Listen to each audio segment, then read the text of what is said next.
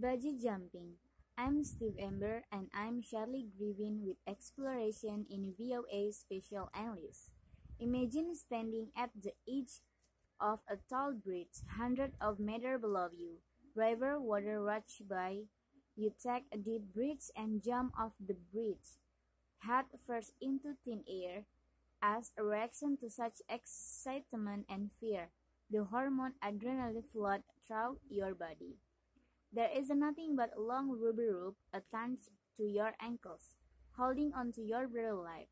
Some people call it crazy, or they say it is exciting. Whatever you may think, bungee jumping has become a popular extreme sport all over the world.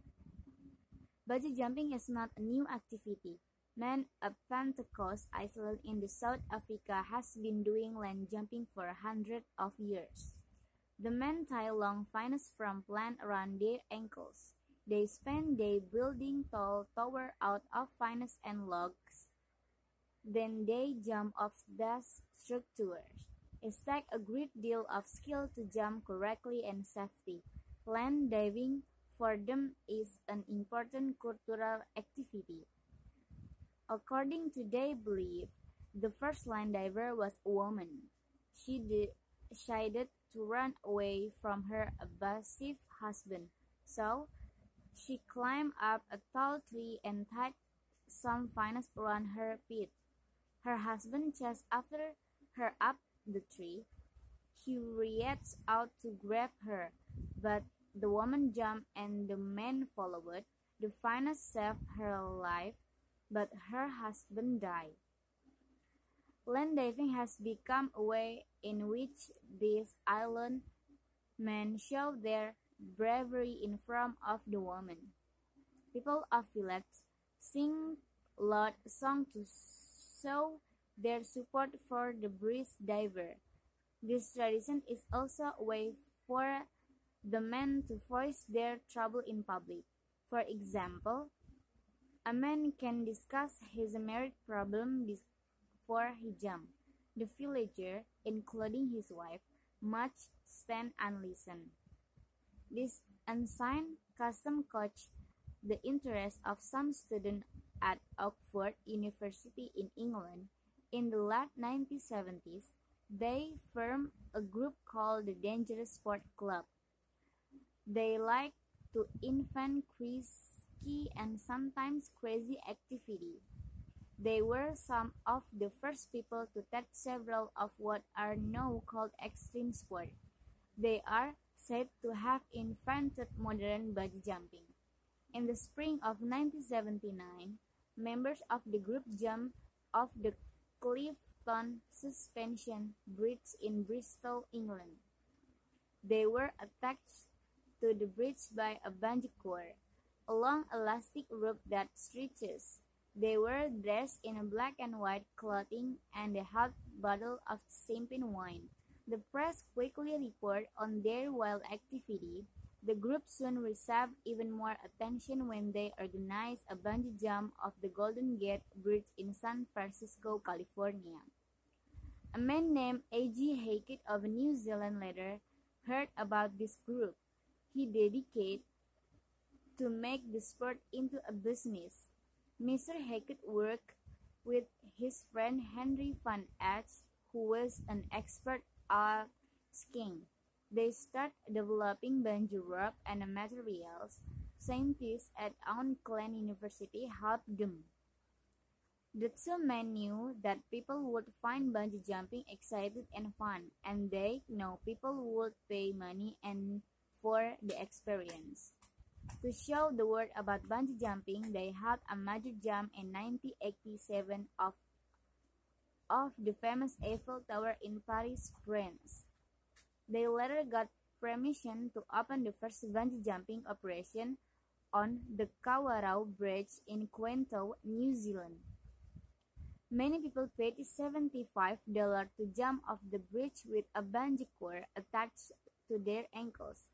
Mr. Hackett worked hard to make sure the public knew how safe these materials were. He developed a method to acquire safety called the Buungee Code of Practice. Bungee jumping might seem frightening, but it is a very safe activity if you go to a well-established bungee jump company. People who work for the bungee operator usually have a great deal of training and experience. They use very strong and carefully made rubber ropes. They choose a rope based off the jumper body weight. This is so they can manage how much the rope stretches when the person falls. The rope attached to a harness device tied around the jumper ankles. Often, operators use a body harness as well. This is so that you have twice the protection in case one harness breaks. Good bungee operators make sure all equipment is in excellent condition. They should also do several checks to make sure all ropes, harnesses, and ties are correctly attached. It is important to remember that this sport is not safe for everyone. People who have high blood pressure or a heart condition should not try jumping. People with back or knee injuries or who suffer from epilepsy should also avoid this sport. And remember, if you do not feel like experiencing it yourself, you can always watch other people jump. Now, you have jumped, bunched up and down several times on the rubber rope and are hanging by your ankles in the middle of the air. You may be wondering what you are supposed to do now. Don't not worry. The operator have different choice for getting your back to learn right side up again. Oftentimes, a bungee guide on a rope will attach to your rope and help you back up to the structure you jump from. One extreme sport company gave a warning on its website. It warned that bungee jumping might lead to big smiles and deep feeling of happiness and excitement. Since its beginning in New Zealand, commercial bungee jumping has spread to countries everywhere. One of the highest bungee jump in the world, from a structure in near Locarno, which is over the Fairfax Dam. The cross measures 220 meters. In fact, you can see the character James Bond jump up this very bridge in 1995 movie Golden Age. Or there is the 216-meter jump from the Blarance Bridge in South Africa. This is the highest single art bridge in the world. Of course, not every place has a body of water with a bridge from which you can jump. Some amusement park offer bungee jumping from crane machinery in the Andes Mountain of Peru. You can visit action follow outside the city of Cusco. Visitors can jump from a metal box that hangs from cables high up in the air.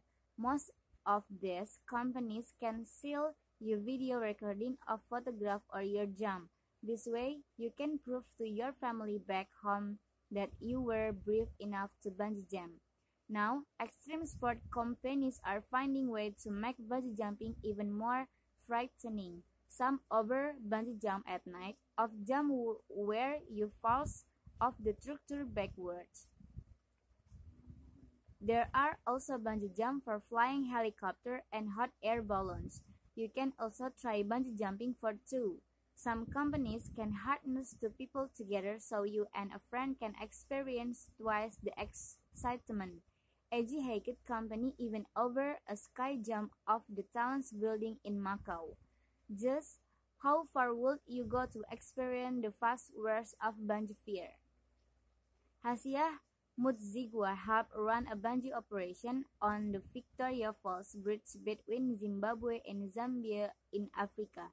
He has been jumping from this 111-meter drop for many years. From the steel bridge, you can see the giant water of Victoria Falls, one of the largest waterfalls in the world. Mr. Muzigwa explained that every human being wants to feel the rush of adrenaline. He said, when you bungee jump, you leave all stress and bad thinking behind. He said, you come back up with a new mind. But that does a person who isn't new to bungee jumping think about this sport. Tim Rooney recently traveled to Victoria Falls. He only had 24 hours to spend in Zimbabwe, but the match shared he found time to jump off this famous bridge toward the powerful Zambezi River.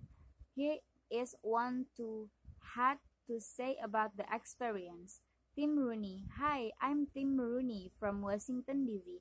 Jumping off the bridge was one of the most spectacular, poetic moments of my life. The idea hadn't really occurred to me until we got to the falls and we saw the view. I decided what better way to get to know this view than to jump into it. I think that the jump had more of the scary impact on my girlfriend, who had to watch the whole thing. To an observer, a bungee jump looked like a temporarily failed process, but the actual experience of it is one of floating. You jump and you don't have any sensation of being tug of falling or anything. You just are floating up and down. It is one of the most calm, wonderful things I have ever done. I recommend everybody do it. This program was written and produced by Dana DeMay. I'm Steve Ember and I'm Shelley Griff. You can read and listen to this program on our website voaspecialenglish.com. Join us again next week from Exploration and VOA Special English.